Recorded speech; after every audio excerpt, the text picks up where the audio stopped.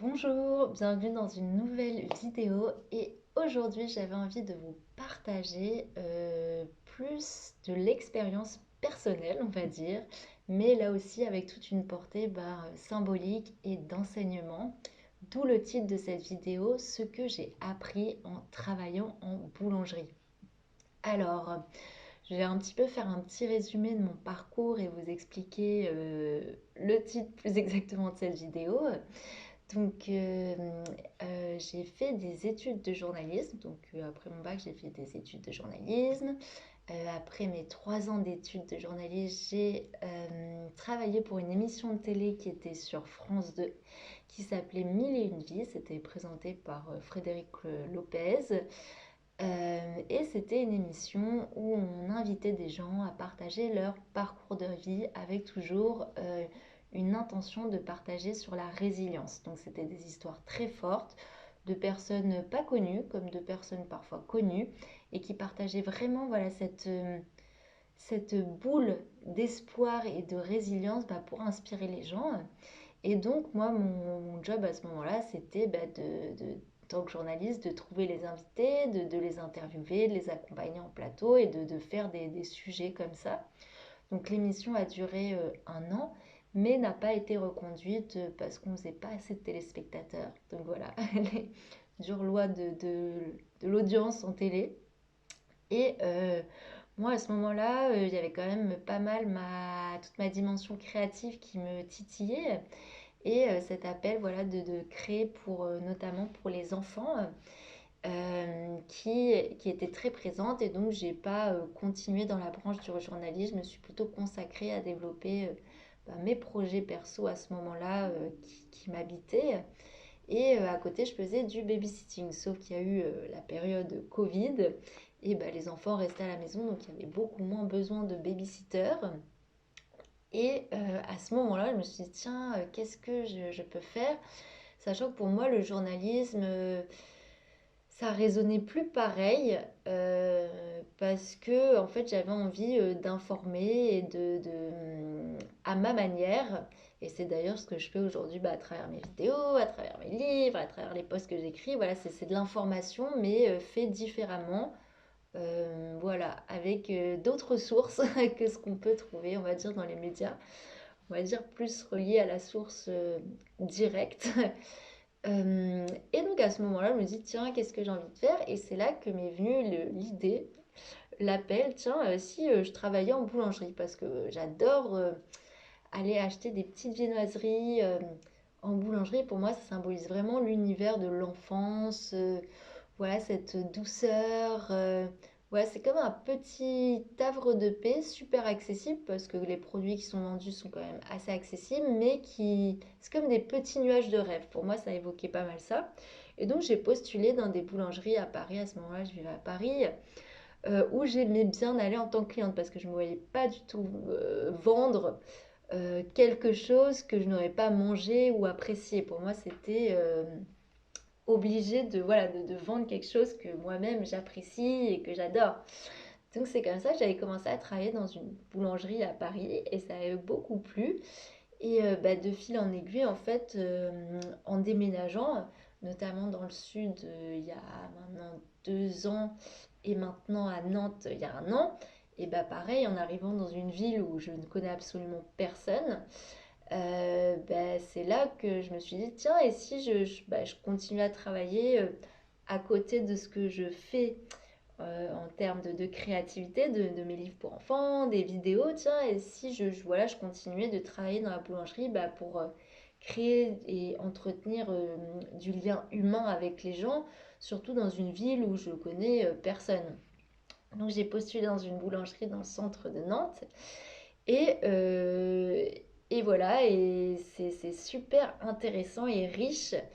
Et c'est pour ça que j'avais envie de faire cette vidéo qui change un peu peut-être de ce qu'on peut voir des gens qui partagent sur la spiritualité, parce qu'on a l'impression que quand on entre en conscience de notre cheminement spirituel, puisqu'on est tous en chemin spirituel, étant des êtres spirituels, on est tous dans ce chemin-là, juste on va avoir une conscience de. Et il y a plein de gens qui sont en chemin spirituel, juste il n'y a pas la conscience qui est posée dessus. Mais voilà, le cheminement spirituel, ça concerne tout le monde. Juste quand on entre en conscience d'eux, on a comme ça cette impression, enfin je pense que ça va parler à beaucoup de monde, que la porte de sortie, on va dire, ou la porte qui s'ouvre à nous, c'est forcément d'être thérapeute ou travailler voilà, dans des métiers thérapeutiques, d'aide à l'autre. Alors c'est quelque chose qui m'a beaucoup appelé en début de parcours, si je puis dire, même si notre début de parcours commence à partir du moment où on est sur cette planète, et encore, c'est une nouvelle étape de notre grand parcours infini. Voilà, quand on prend conscience de ce chemin, ou qu'on sauve, moi à ce moment-là, j'étais très appelée par l'angéologie, donc voilà, je m'initiais, je recevais des enseignements par rapport à ça, et puis j'étais accompagnée, et on me disait, ah bah, Jade, tu vas faire la même chose que moi, tu vas aussi accompagner les gens sur l'angéologie, voilà, c'est vraiment pour toi. Et c'est vrai que j'avais commencé, voilà, à faire des petites séances, mais je sais pas, il y avait un truc qui était pas légitime ou quelque chose qui me faisait pas forcément sentir 100% à l'aise quand je le faisais. Et puis même, je sais pas, il y a des trucs que c'était pas en accord total avec la façon dont j'avais envie de transmettre. Voilà, je pense que c'est ça. Donc j'avais essayé, mais sans plus. Donc voilà, j'avais continué après à travailler donc en boulangerie. Et au final, je me rends compte, et c'est pour ça que c'est important aussi cette vidéo, c'est pour revaloriser et valoriser la place que vous occupez, peu importe là où vous êtes actuellement, le job que vous avez ou peut-être pas de job. C'est important de valoriser ce que ça vient à raconter en termes d'information.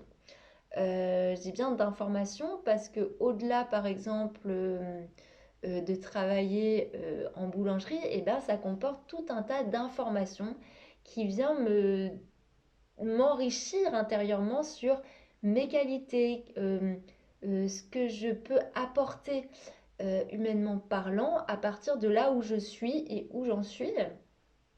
Et, euh, et donc c'est super important voilà, de le valoriser et puis de vous aider peut-être vous aussi à prendre conscience là où vous êtes bah, de toutes ces belles qualités qui sont en train de vous être révélées à vous-même. Et je vais donner un exemple. Déjà, c'est vous inviter à comprendre la symbolique du job que vous faites actuellement. Alors, si vous en faites pas, on va dire, comme on l'entend socialement parlant, c'est pas grave aussi. Mais voilà, comme la thématique de la vidéo, c'est sur toute la symbolique autour des travails qu'on peut dire alimentaires. Parfois, on emploie souvent ce terme, je fais un job alimentaire. Mais au-delà de l'aspect alimentaire, juste pour se nourrir, pour l'apport financier, pour se nourrir, en fait, ça vient nous alimenter aussi de tout un tas de richesses auxquelles on ne pense pas et que justement cette vidéo est là pour vous inviter à les voir, les reconnaître et comme j'ai dit, les valoriser surtout. Donc, je vais donner un premier exemple. Je ne sais pas si vous connaissez L'œuvre du guerrier pacifique. Donc, c'est un livre qui a été ensuite adapté en film. Et dedans, Socrate, le sage de l'histoire, occupe un poste de pompiste. Donc, pompiste, c'est celui qui vous met l'essence voilà, dans une station essence. Et on peut se dire, bah, qu'est-ce qu'il fait dans un travail comme ça alors qu'il est super sage? Mais ce qui est intéressant de comprendre, c'est que ça vient raconter une information symbolique dans l'histoire. Un pompiste, c'est celui qui met de l'essence. Vous voyez le geste de remplir d'essence un véhicule. Et bien le sage, qu'est-ce qu'il fait? Il nous remplit de cette essence qui se rapporte à l'essentiel, qui se rapporte à notre essence, c'est-à-dire à notre nature divine tout simplement. Donc dans l'histoire, Socrate, qu'est-ce qu'il fait? Il ne va pas juste mettre de l'essence dans la voiture des gens, il va remplir leur essence de toute cette sagesse qu'il communique, mais au-delà de la communiquer verbalement, il l'incarne dans son être. Et ça ne va pas se traduire forcément à travers des grands discours sur la spiritualité, à travers, on va dire, ce qu'on appelle la connaissance. Mais ça va se traduire à travers une posture, à travers un regard, à travers une présence. et à travers des fois un simple sourire, un simple bonjour, une simple façon d'être dans la façon de servir.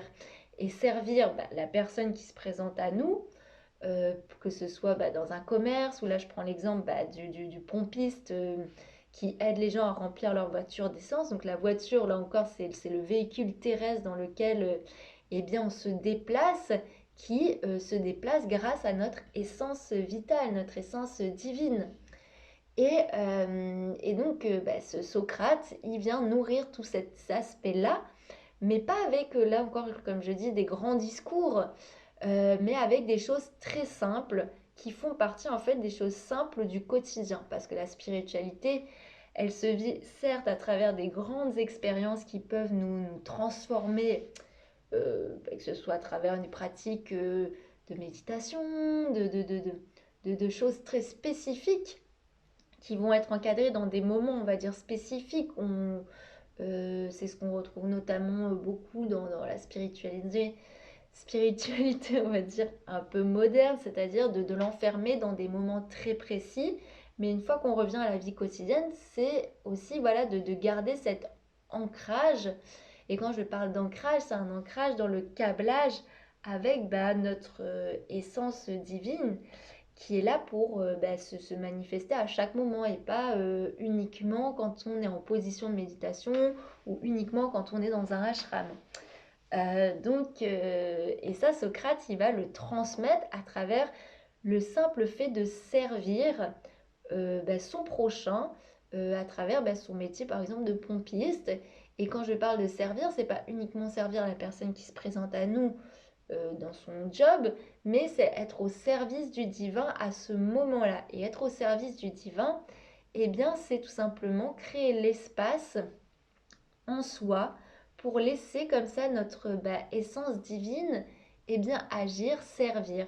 Et pour ça, c'est pour ça que j'avais envie de faire cette vidéo. Je vais un peu plus parler de mon expérience personnelle, notamment en tant que vendeuse en boulangerie. Et c'est pour ça que je trouve que c'est assez original pour parler de spiritualité.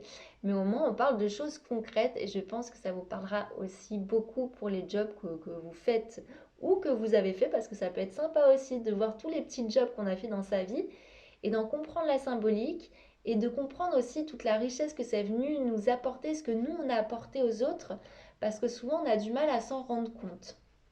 Donc, déjà, je vais parler de la symbolique de la boulangerie. Donc moi, comme je l'ai dit, ce qui m'a beaucoup attirée, c'est tout ce que ça représente au niveau de la douceur, au niveau du monde de l'enfance, au niveau du rêve. Ça vient apporter vraiment comme ça une petite bulle de douceur, de poésie dans la vie des gens à travers le fait de manger un gâteau, de s'acheter un goûter, de s'acheter une viennoiserie, d'acheter du pain. Même là, tout ce qui tourne autour de la symbolique du pain, c'est quand même une symbolique spirituelle, on va dire, incroyable, parce que le pain, en fait, est présent dans beaucoup de mythologies. Alors, pas forcément le pain comme on le connaît en France, parce qu'il y a du pain qui existe dans toutes les cultures, sauf que ça va se présenter des fois avec ça va être juste de l'eau avec de la farine, ça va être plus sous forme de galette, ou ça va être plus comme en Inde, vous savez, les galettes qu'on peut fourrer avec des légumes, du fromage, tout ça. Voilà, d'une culture à l'autre, forcément, ça va pas être le pain tel qu'on le connaît en tant que français, la bonne baguette, tout ça. Mais la symbolique du pain, ça va vraiment traverser les âges, traverser les cultures, et c'est présent dans la plupart des écrits, tout simplement parce que ça a une symbolique très forte, déjà associée aux céréales. Donc les céréales, ça nous transmet vraiment la richesse de la terre qui vient nous nourrir à travers quelque chose de très or, à travers le soleil. Et ça vient vraiment nourrir notre soleil intérieur avec cette dimension très feu. Donc on pense beaucoup au blé notamment, mais ça peut être plein d'autres types de céréales, l'avoine, l'épeautre, l'orge, tout ça. C'est vraiment, en fait, ça nous a été apporté par de grands civilisateurs, tout ce qui est en lien avec la culture, l'agriculture, et pour nous apprendre tout simplement à combiner ces éléments et les intégrer à l'intérieur de nous-mêmes. Et tout ça, c'est un processus alchimique et spirituel qu'on fait de façon un peu lambda, c'est-à-dire aller s'acheter une baguette de pain et la manger, mais derrière tout ça, il y a vraiment une symbolique très grande et initiatique. Donc je vais vous lire un petit peu voilà, ce que j'ai pu trouver comme symbolique qui, moi, m'ont parlé. Notamment, faut savoir que le pain, voilà, c'est quelque chose qui a été très vénéré, notamment en Égypte, puisque avant que Jésus nous déclare au sujet du pain, ceci est mon corps, et de le partager, eh bien, il y avait Osiris qui avait déjà déclaré être le pain de vie des enfants de l'Égypte. Donc on voit qu'il y a comme ça une récurrence au niveau des enseignements euh, voilà, qui sont transmis au fil des temps.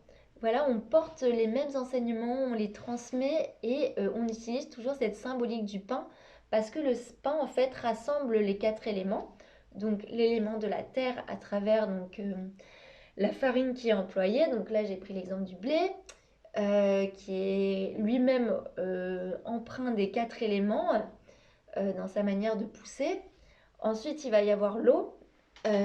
Ensuite, donc après l'eau, il va y avoir l'air, puisque c'est ce qui va nous aider à faire lever la pâte à pain pour passer d'une matière qui est compacte, plate, à quelque chose d'aéré.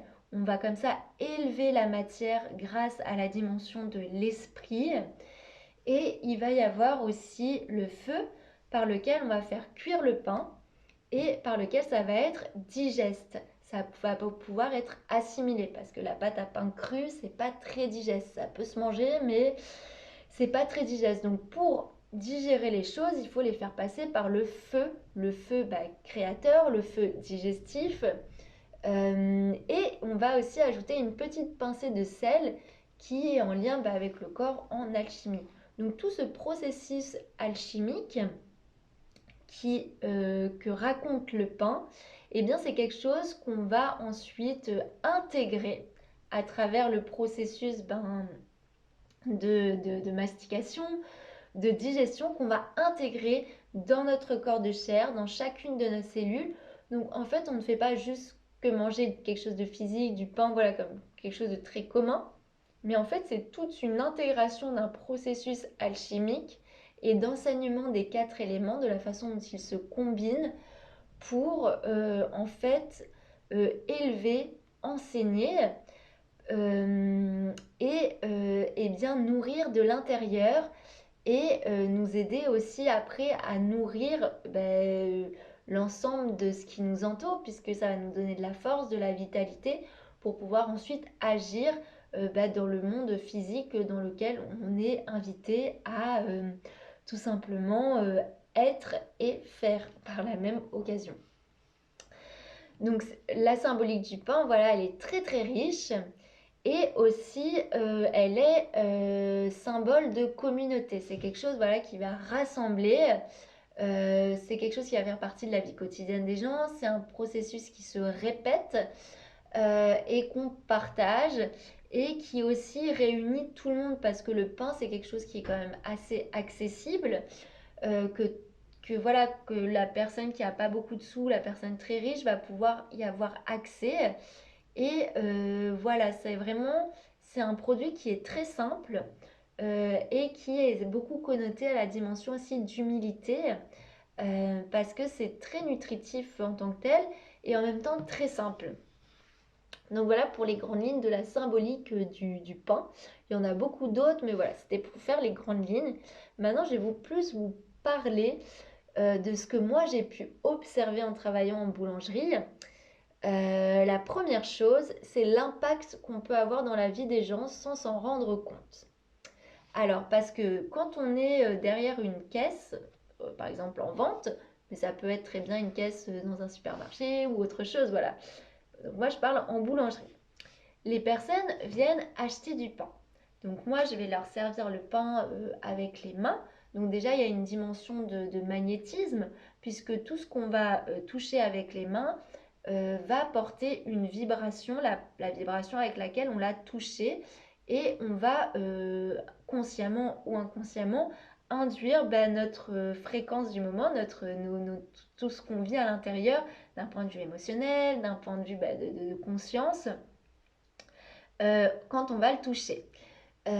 Donc il va y avoir déjà tout cet aspect de magnétisme autour de quelque chose qui est quand même important, puisque la personne va là le porter à sa bouche, le manger, le digérer, et ensuite c'est ce qui va nourrir son corps pour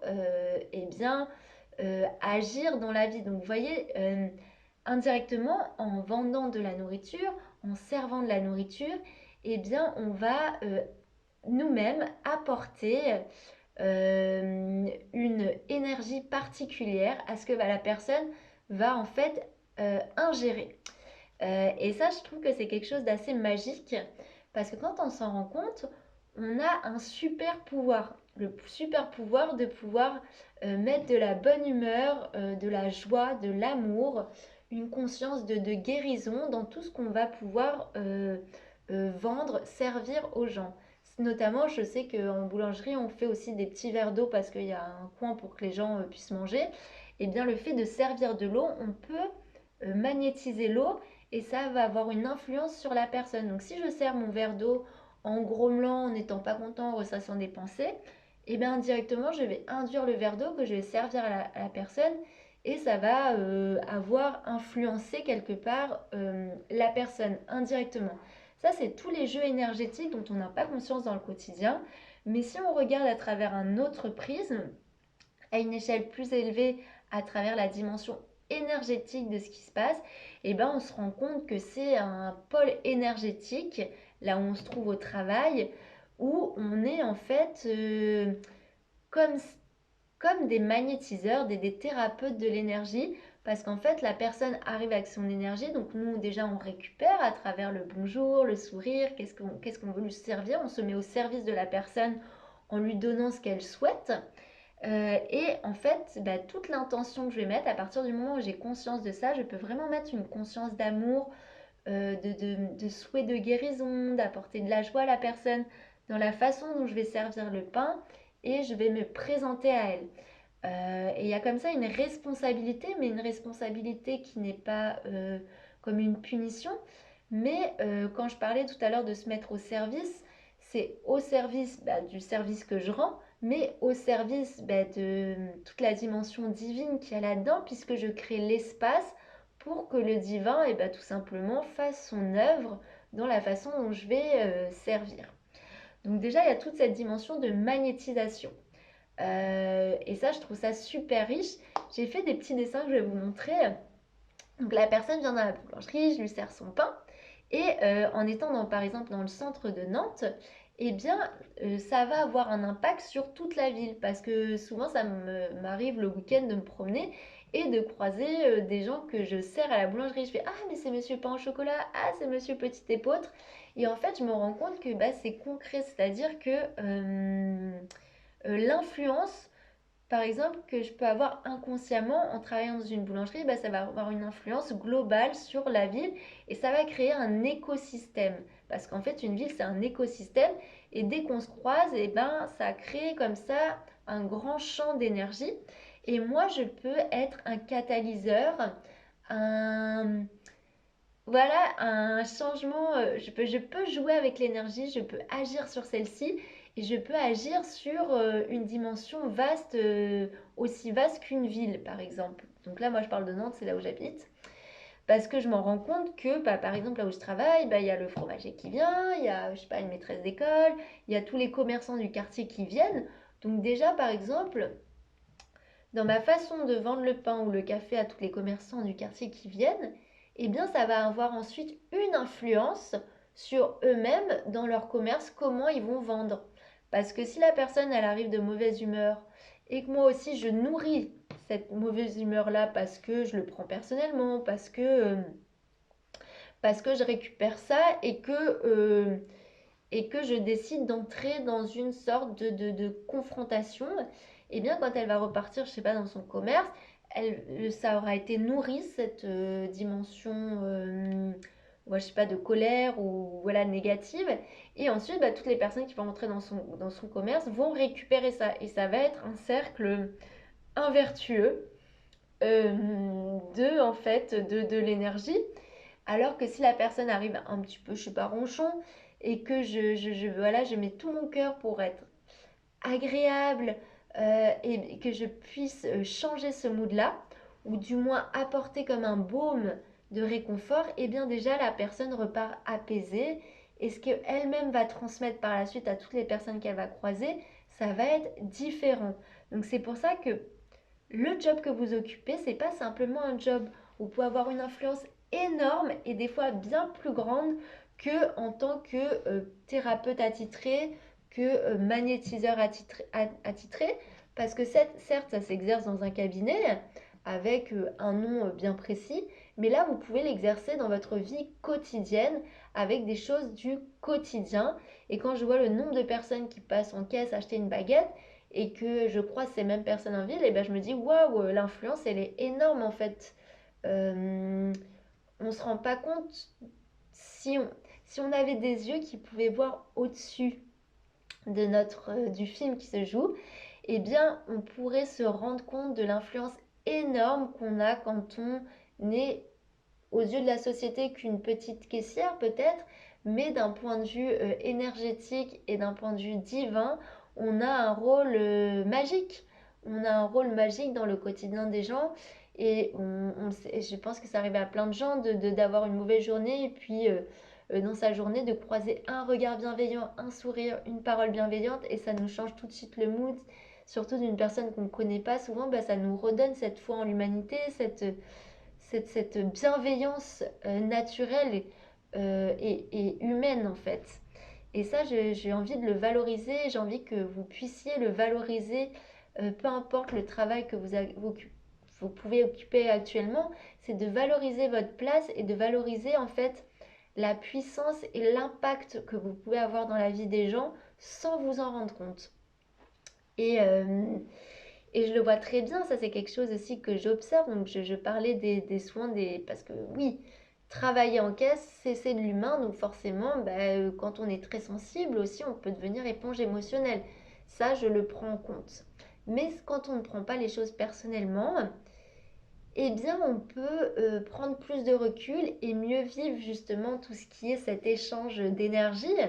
Parce que je l'observe, on peut l'observer, voilà, quelqu'un vient pas content, puis la collègue récupère ça et rentre dans ce jeu-là, le prend personnellement, et quand la personne elle s'en va, et ben elle dit oh putain t'es relou, et ben, le client suivant en fait va récupérer cette mauvaise humeur qui aura été installée, intégrée et associée par l'ego au final.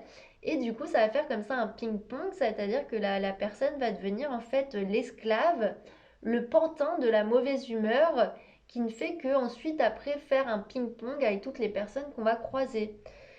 Alors que si on ne le prend pas personnellement, voilà, on se dit juste la personne est de mauvaise humeur, ça arrive, on ne connaît pas la vie des gens, je la sers avec tout le sourire, la bienveillance que je peux avoir, et ben on passe à la personne suivante, on va servir la personne suivante avec ce même mood, cette même énergie qui est de la bienveillance, et non pas comme ça décharger les poubelles qu'on a pu recevoir, parce que sinon en fait c'est comme si on distillait un poison qui... C'est insidieux, c'est implicite, mais c'est quelque chose de très subtil. Mais je trouve que quand on travaille comme ça dans un commerce, on s'en rend très compte.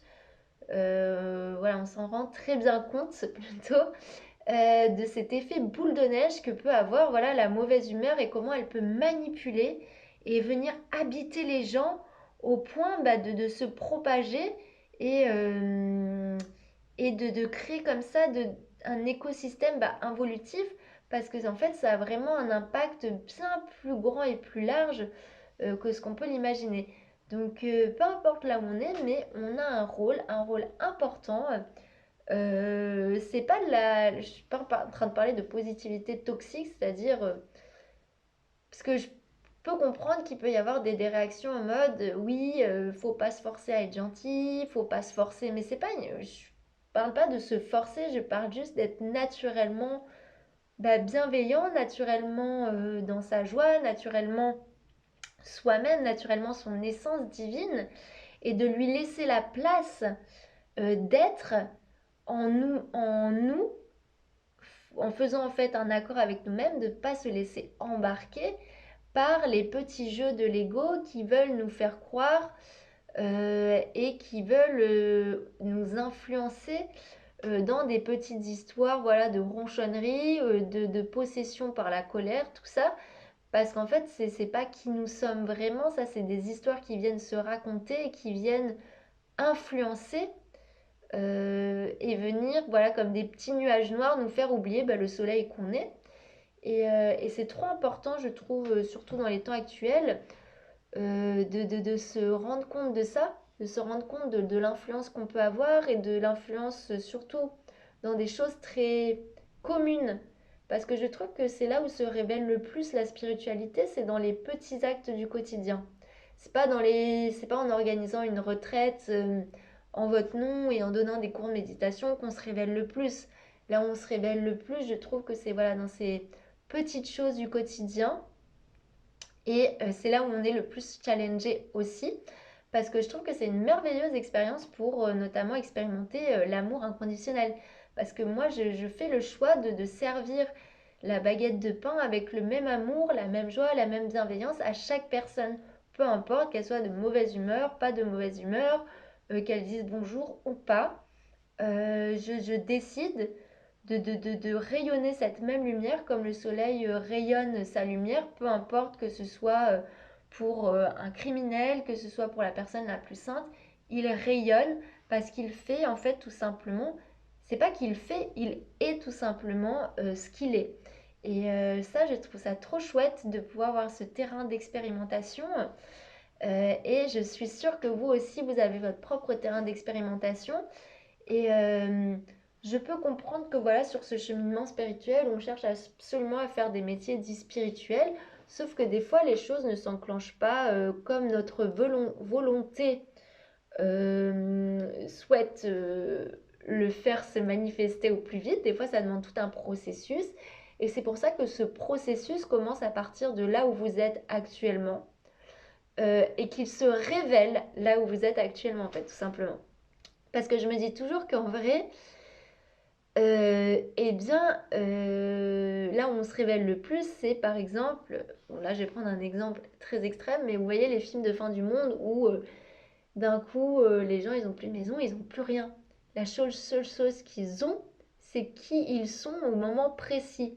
Donc ce qui compte, c'est pas qui ils ont été dans le passé et le fait de pouvoir dire ah ben moi j'ai telle entreprise, j'ai fait ça comme stage, j'ai fait telle année d'études. Là tout ça n'existe plus. Ce qui est important, c'est dans un moment extrême, bon là je parle de choses extrêmes comme les films catastrophes, ce qu'ils nous présentent, mais dans ces moments extrêmes, qui tu décides d'être? Et ça, c'est la réponse qui va le plus en dire sur vous, c'est qui vous êtes dans ces petits moments du quotidien, avec les gens parfois que vous ne choisissez pas, avec les gens parfois qui sont complètement opposés à vous.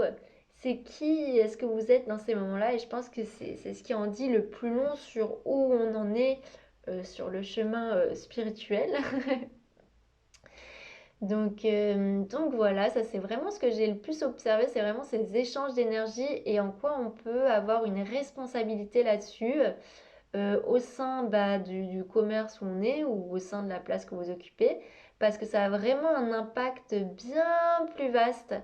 Après, au niveau de la ville, de la région où vous êtes, c'est trop important voilà, de vous valoriser là où vous êtes et de voir ce que ça raconte sur vous, surtout.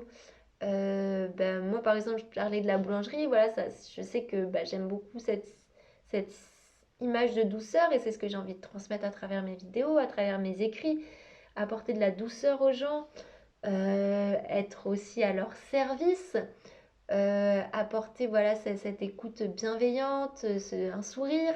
Voilà, tout ça, c'est vraiment ce qui m'anime. Je ne pense pas travailler en boulangerie toute ma vie, mais pour le moment, c'est ce qui est proposé, c'est ce que je fais. Et j'ai vraiment envie voilà, de partager sur cette chaîne qui parle de spiritualité, partager quelque chose de concret. Euh, Et j'avais envie de finir cette vidéo aussi avec quelque chose qui est trop rigolo, parce que le pain, c'est vraiment en lien avec l'abondance. Le pain, c'est l'abondance de la nature qui nous permet de faire du pain. Voilà, quand on parle du pain quotidien, c'est vraiment en lien avec l'abondance, parce que le pain, c'est aussi en lien avec souvent la symbolique de la labeur, d'aller travailler. Donc voilà, il y a quelque chose, voilà, le pain, c'est relié à l'abondance. Et souvent, en fin de journée, il n'y a plus de baguettes, par exemple, en boulangerie. Et quand il n'y a plus de baguettes, mais il reste plein d'autres pains, par exemple, sur l'étalage. Et les gens arrivent, ah mais il n'y a plus rien, il n'y a plus de pain. Ah mais il n'y a plus rien, ok d'accord. Donc la personne, depuis sa volonté personnelle, voulait s'acheter une baguette, il n'y en a plus, et du coup dans sa tête, comme il n'y a plus du tout ce qu'elle voulait depuis sa volonté personnelle, ça veut dire qu'il n'y a plus rien. C'est fini, vous voyez, tout s'arrête, tout s'écroule. Limite, il y a des gens des fois qui ont des réactions un peu extrêmes. Limite, il n'y a plus de pain, tu as l'impression que c'est la fin de leur vie. Tu te dis, ah ouais, ça va être difficile. Il y a certaines épreuves, si déjà le fait qu'il n'y ait plus de pain, plus qu'ils veulent depuis leur petit mois n'est plus là, quand on parle de pain, ça va être difficile pour d'autres épreuves. Mais bon, on ne juge pas, mais on apprend. Voilà, on observe et on apprend. Voilà, c'est ce que je propose, c'est surtout d'observer ce genre de phénomène et qu'est-ce qu'on en apprend. Donc quand ces gens voilà, arrivent et que pour eux, puisqu'il y a plus ce qu'ils veulent et ce qu'ils avaient imaginé, par exemple mentalement, et ben pour eux, il n'y a plus rien. Alors qu'en fait, ils sont tellement fixés dans leur idée mentale que ça efface toutes les autres réponses qui peuvent se présenter à eux.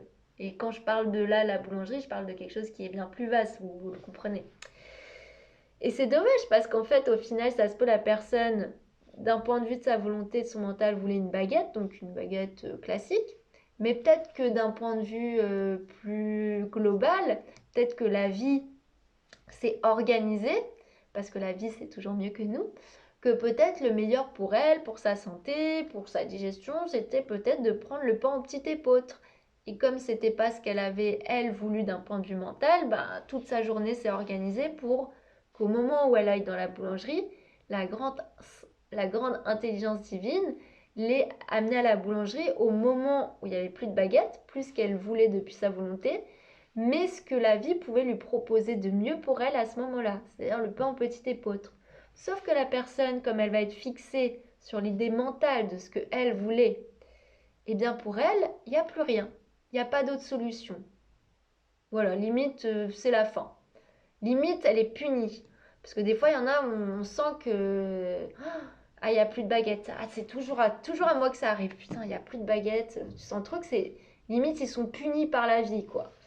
Alors qu'en fait, ils sont pas punis. C'est juste qu'on... La vie est tellement pleine d'amour et tellement intelligente qu'elle lui propose ce qu'il y a de meilleur. C'était le petit épeautre. Sauf que bah, sur le moment, la personne, tellement bloquée dans cette volonté du petit moi, n'a pas su voir, n'a pas su accueillir la réponse de la vie qui, elle, savait mieux qu'elle. Et ça, je trouve ça assez incroyable. Alors par contre, oui, vous allez me dire, oui, mais des fois, on arrive, il n'y a vraiment plus du tout de pain, il n'y a plus rien. Ben oui, mais peut-être qu'on ne sait pas. Peut-être que la vie, elle te dit que là, ce soir-là, ce qu'il y avait de meilleur pour toi, ce qu'il y avait de mieux pour toi, et ben c'était peut-être de pas manger de pain du tout, que c'était peut-être ce qu'il y avait de mieux. Et ne pas avoir, des fois, c'est aussi de l'abondance. Et ça, c'est quelque chose que j'ai aussi beaucoup observé en boulangerie. Voilà, ces soirs où on avait tout vendu et les gens, du coup, ils n'ont pas ce qu'ils veulent. Et ne rien avoir, des fois, ça peut sonner comme une punition pour les gens. Alors que rien avoir, c'est de l'abondance fois 1000 des fois. Parce que fois 1000, parce que si la personne avait acheté sa baguette comme elle avait attendu, elle s'était remplie. Alors que là, donc elle se remplit, elle est satisfaite, et du coup, à partir du moment où on est rempli, on peut plus se remplir davantage. Vous voyez, ça bloque. Ça bloque la réceptivité quand on se remplit. Métaphoriquement, hein, je ne dis pas qu'il ne faut pas manger, mais c'est un exemple métaphorique pour explorer mon propos. Alors que si il n'y a pas la baguette, il n'y a pas ce qu'elle veut. Vraiment, là, il n'y a rien du tout et que la proposition de la vie, ce n'était justement de ne pas se remplir pour pouvoir laisser cet espace vide en soi pour accueillir l'abondance non pas d'un point de vue physique, palpable, matériel, mais une abondance plus subtile, plus spirituelle. Parce que ce soir-là où je vais peut-être pas manger de pain, je vais avoir peut-être une digestion qui va être plus légère. Et du coup, je vais être peut-être plus connectée, plus sensible. Vous voyez, souvent même, j'ai envie de dire, le fait de ne pas avoir, c'est de l'abondance, mais de l'abondance subtile.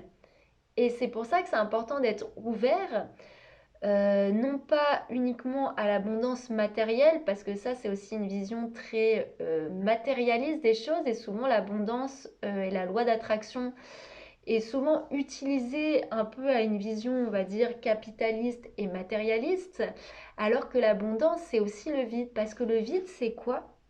Le vide, c'est l'ouverture des canaux subtils sur un champ infini et vaste de possibles. Quand on est confronté au vide, on est confronté en fait à l'infini des possibles qui peuvent se manifester. Et j'ai écrit un article qui s'appelle La gratitude du vide. Et je trouve que c'est hyper important, voilà, de valoriser aussi ces moments où dans la vie, on n'a pas ce qu'on voulait et il nous est offert une autre porte. Une porte à laquelle on n'aurait jamais pu penser puisque ça n'appartient pas à nos croyances, ça n'appartient pas à ce que notre ego souhaite. Mais par contre, ça appartient à un champ bien plus vaste, ce champ de l'amour et de l'intelligence divine qui œuvre pour nous, pour le meilleur pour nous. Donc voilà, ça c'est un peu, voilà, j'avoue que la boulangerie, ça m'a pas mal aidé à observer ça à travers les gens. Parce que, voilà, encore une fois, le pain, c'est très concret, ça fait partie du quotidien des gens et c'est très en lien avec l'abondance. Et voilà, je trouvais ça super rigolo à observer. Et j'avais aussi envie de vous partager ça pour parler de ce que j'ai appris en boulangerie. Donc voilà, j'espère que cette vidéo est assez longue, 42 minutes déjà. J'espère que cette vidéo vous aura plu, qu'elle va vous inviter à observer symboliquement tous les jobs que vous avez fait. Vous pouvez faire une petite liste de tous les jobs que vous avez fait et voir ce qu'il raconte sur vous, ce qu'il raconte de vos qualités, ce qu'il raconte de vous-même et de vous rendre compte en fait de l'impact que vous pouvez avoir dans la vie des gens sans vous en rendre compte, avec cette vision plus énergétique. Parce que toutes les personnes qu'on croise, on laisse notre empreinte, on laisse notre signature pour elles. Et c'est pour ça que l'emploi qu'on fait est le meilleur endroit pour se rendre compte de la signature qu'on va laisser avec les autres. Donc j'espère que cette vidéo va vraiment vous aider à revaloriser là où vous êtes actuellement, l'emploi que vous avez. Même si vous n'avez pas d'emploi, eh bien ce n'est pas grave. À avoir cette conscience. Et je vous dis à bientôt, voilà, pour une prochaine vidéo. N'hésitez pas à partager en commentaire les jobs que vous avez fait, ce que vous avez appris, ce qui vous évoque symboliquement. Je pense que je referai une prochaine vidéo, peut-être avec d'autres jobs que j'ai pu faire. De mon côté, je continue de vous partager, voilà, tous ces enseignements que je reçois, toutes ces merveilleuses éclosions que je vous traduis à travers ces vidéos, mais aussi à travers des posts que je fais plus sur Instagram. Et je mettrai bientôt en lien mon site internet, car je suis en train de faire mon site internet qui est bientôt fini. D'ailleurs, je vais peut-être mettre le lien parce qu'il est déjà, on peut déjà le visiter, qui rassemble vraiment la plupart des messages que je reçois, les messages écrits, les messages symboliques, les messages en vidéo et aussi tout ce que je fais d'un point de vue plus créatif, c'est-à-dire les livres pour enfants. On est bientôt 1000 sur cette chaîne, j'ai trop hâte, je pense que je ferai peut-être un live, un truc comme ça, voilà. Je vous dis à bientôt et en tout cas je vous remercie pour votre écoute, pour votre présence et pour tous les super commentaires que vous laissez, voilà, je vous embrasse, à bientôt.